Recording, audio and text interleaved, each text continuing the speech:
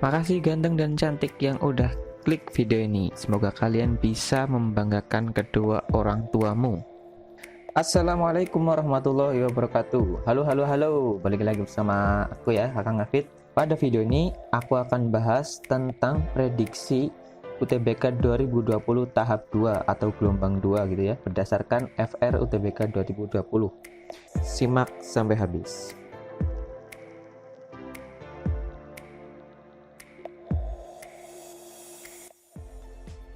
Assalamualaikum warahmatullahi wabarakatuh.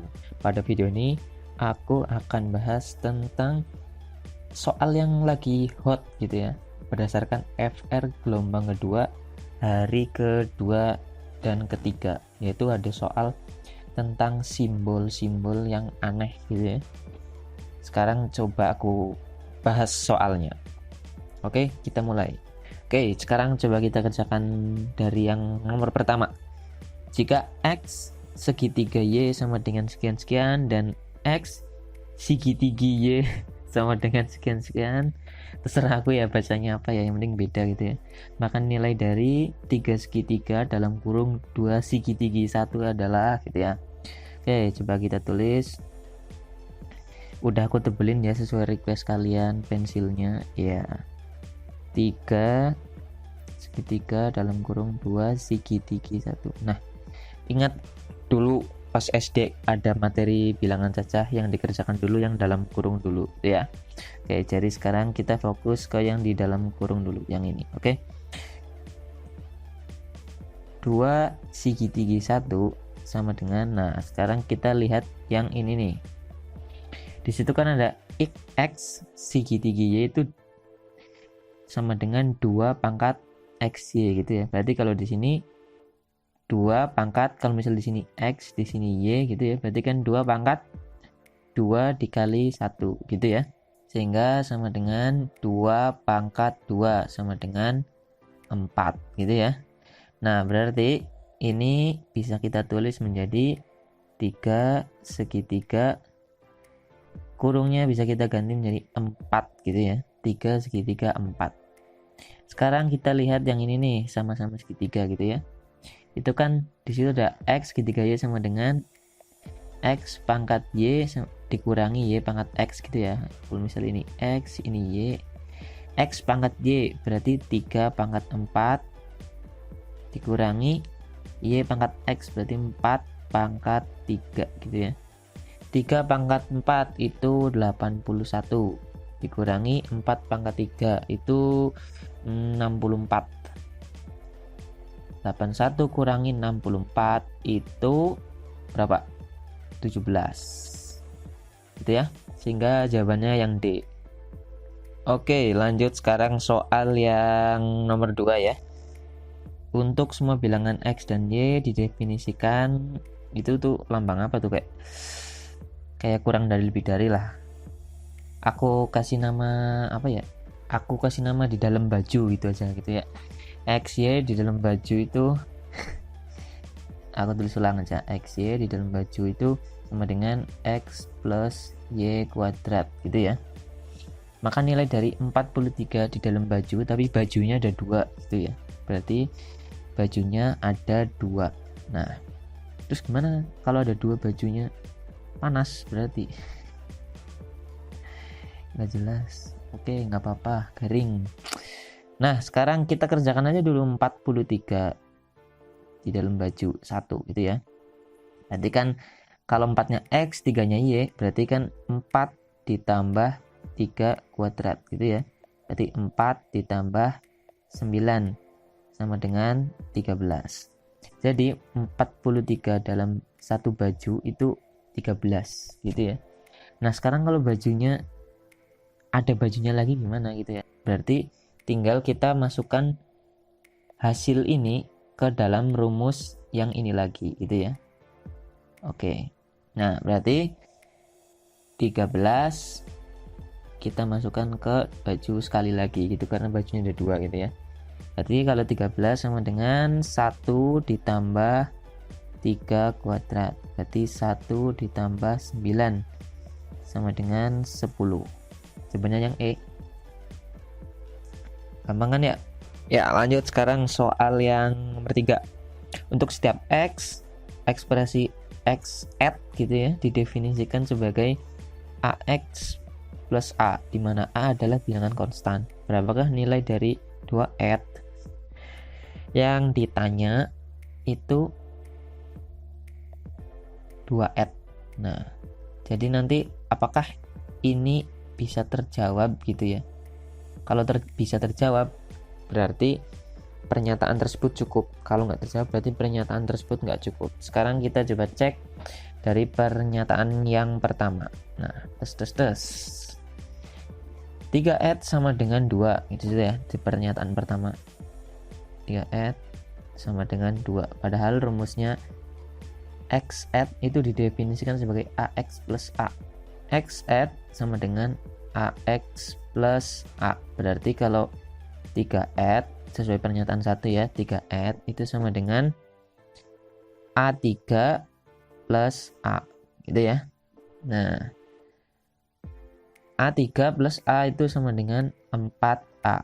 Padahal 3 at itu kan di sini sama dengan 2. Nah, berarti di sini sama dengan 2 sehingga A-nya itu sama dengan 2/4 alias setengah. Nah, A-nya ketemu nih, A-nya sama dengan setengah. Lah terus pertanyaannya adalah apakah pernyataan 1 ini yang kita bisa menemukan A sama dengan setengah cukup untuk menjawab 2 at sama dengan berapa gitu ya.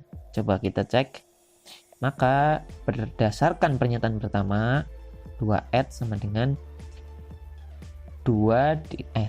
A dikali 2 plus A gitu ya. Berarti kan 2A plus A berarti sama dengan 3A. Sama dengan 3 dikali A-nya tadi udah diketahui dari pernyataan pertama yaitu setengah. Berarti 2 at sama dengan 3/2. Berarti kita bisa menemukan jawaban dari 2 at. Berarti pernyataan 1 cukup untuk menjawab pertanyaan 2 at itu berapa gitu ya. Oke, berarti otomatis option B salah, option C salah, dan option E juga salah gitu ya. Sekarang kita cek pernyataan yang kedua.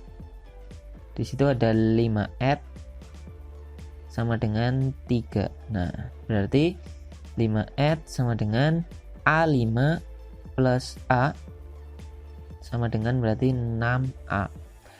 6A sama dengan 3. Ini ya, sesuai ini ya. Berarti A-nya itu sama dengan 3/6 alias setengah. Nah, A-nya ketemu dan sama-sama setengah nih, sama kayak pernyataan pertama. Berarti kalau kita mau nyari 2 at ya pasti ketemunya sama kayak yang ini, 3/2 gitu ya. Berarti pernyataan 2 juga cukup untuk menjawab pertanyaan. 1 cukup, 2 cukup. Berarti jawabannya yang D gitu ya. Lanjut sekarang soal yang nomor 4 ya. Sekarang soal simbol tapi dibuat dalam bentuk hubungan P dan Q gitu ya. Untuk semua bilangan real didefinisikan P pagar Q sama dengan P kuadrat per Q. Nah, coba kita tulis ulang ya. P pagar Q itu sama dengan P kuadrat per Q. Nah, sekarang kita membandingkan antara P dan Q gitu ya. Sekarang kita coba cek P dulu, P. Nah, P di situ nilai P pagar Q jika P sama dengan min Q. Oh, berarti kita nilai P itu P pagar Q tapi P-nya diganti min Q. Nah, berarti di sini kan P kuadrat per Q, berarti P-nya diganti min Q. Berarti min Q kuadrat per Q. Nah, min dikuadratkan jadi positif, berarti Q kuadrat per Q. Q kuadrat per Q ya tinggal dicoret 1 Q-nya gitu ya, sehingga sisanya Q. Berarti untuk yang P ini itu nilainya adalah Q gitu ya. Nah, sekarang kita cek yang Q. Yang Q itu ternyata di situ udah langsung dikatakan itu adalah Q. Berarti sama dong ya. Sama-sama Q antara P dan Q, sehingga P sama dengan Q gitu ya. Jawabannya yang C. Lanjut sekarang soal yang nomor 5 ya. Untuk semua bilangan bulat n didefinisikan n kotak sama dengan 4n untuk n bilangan ganjil. N kotak sama dengan 4n min 1 untuk n-nya genap gitu ya. Terus yang ditanyakan itu 12 kotak-kotak. Nah, terus gimana dong cara ngerjainnya gitu ya. Nah, cara ngerjainnya ya kita kerjain yang ini dulu aja. Nah, yang ini nanti sisanya gitu ya. Kita kerjakan aja 12 kotak. Kalau n kotak aja itu sama dengan, oh ya, 12 itu ganjil apa genap dulu? 12 itu kan genap ya. Berarti rumusnya 4n min 1. 4n min 1. Berarti kalau 12 kotak sama dengan 4 kali n-nya itu 12 kurangi 1. Berarti 12 kali 4 48 dikurangi 1. Berarti 12 kotak sama dengan 47.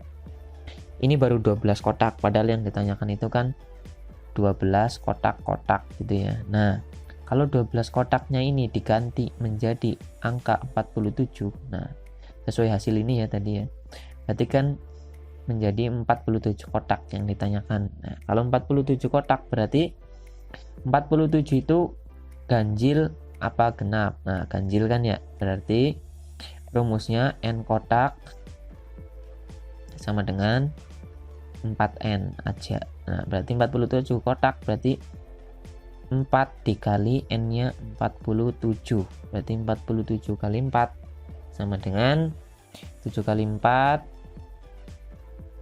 28, nyimpen 2, 4 kali 4 16, tambah 2 18. Berarti 188. Jawabannya yang E. Nah, ya, kita sekarang coba kerjakan soal yang terakhir ya. Di sini jika operator A pangkat E didefinisikan sebagai sekian-sekian di mana M adalah bilangan bulat. Nah, ini nih penting nih. Jika A tidak sama dengan 0, berapakah A pangkat E terus dipangkatin lagi E gitu ya, dikurangi A. Nah, ini yang ditanyakan. Ini yang ditanyakan gitu ya. Nah, pernyataan pertama sekian-sekian. Sekarang kita coba cek pernyataan yang pertama gitu ya. Di situ disebutkan A pangkat E plus A itu sama dengan 0. Nah, padahal dari soal kan sudah diketahui di sini nih. Nah, ini nih. Bahwa A pangkat itu sama dengan min 1 pangkat M dikali A gitu ya. Berarti ini bisa aku ganti menjadi min 1 pangkat M dikali A plus A sama dengan 0. Nah, sekarang logika aja nih. Kita pandang ini sebagai suatu kesatuan gitu ya. Berarti min 1 pangkat M kali A gitu ya. Plus A itu sama dengan 0. Berapa yang ditambahkan dengan A itu hasilnya 0. Berarti otomatis yang ini nih, yang aku lingkarin ini, itu harus negatif A, ya enggak? Supaya negatif A ditambah A itu kan sama dengan 0 gitu ya. Lah, supaya ini menjadi negatif A, berarti M itu harus ganjil. Setuju nggak? Misal M ganjil. Itu misalnya negatif 1 dipangkatkan 1. Berarti kan negatif 1 pangkat 1 itu kan tetap negatif 1. Negatif 1 kali A itu negatif A. Berarti negatif A ditambah A. Nah, berarti kan sama dengan 0. Berarti sesuai gitu ya. Sehingga M-nya itu harus ganjil. Gitu ya. Coba kalau M-nya genap. Berarti kan kalau M-nya genap berarti kan negatif 1 misal dikuadratkan, kalau alias dipangkatkan 2. Berarti kan jadinya positif. Berarti kan positif A ditambah A. Maka hasilnya sama dengan 2A. Bukan 0. Padahal harusnya 0 gitu ya. Sehingga M-nya ganjil. Nah, terus pertanyaannya, kalau M-nya ganjil, apakah itu cukup untuk menjawab pertanyaan ini nih, pertanyaan ini, gitu ya. Sekarang coba kita cek. Di situ kan ada A pangkat add terus dipangkatkan add lagi dikurangi A gitu ya. Berarti kan sama dengan A pangkat add tadi udah diketahui hasilnya yaitu min A gitu ya. Nah, min A. Dapatnya dari mana? Ini nih, di sini nih. Ini kan ada A pangkat add gitu ya. Nah, kan kalau diturunin bawah tadi kan M-nya harus ganjil alias M-nya misal pangkat 1 gitu, jadi kan min A gitu ya. Berarti sesuai ya. Min A pangkat add dikurangi A gitu ya. Nah, terus selanjutnya min A pangkat add. Tadi kalau A dipangkatkan add aja jadinya min A. Berarti kalau min A dipangkatkan add berarti min dari min A gitu ya. Min dari min A. Terus min A gitu ya. Berarti kan sama dengan plus A gitu ya. Berarti kan A min A, sehingga jawabannya adalah 0. Berarti kita bisa menentukan jawaban dari soal ini gitu ya, alias pertanyaan itu gitu ya. Jadi pernyataan 1 cukup untuk menjawab pertanyaan gitu ya. Sehingga option yang B, yang C dan yang E itu salah. Nah, sekarang kita tinggal cek pernyataan yang kedua. Pernyataan yang kedua. Di situ ada A pangkat add kali A plus A kuadrat sama dengan 0. Nah, sekarang kita bayangkan bagaimana caranya supaya ini ditambahkan A kuadrat itu sama dengan 0. Berarti ini yang aku lingkarin itu harus sama dengan negatif A kuadrat gitu ya, supaya negatif A kuadrat ditambah A kuadrat itu sama dengan 0 gitu ya. Berarti kalau ini negatif A kuadrat berarti M-nya harusnya ganjil lagi, ya enggak?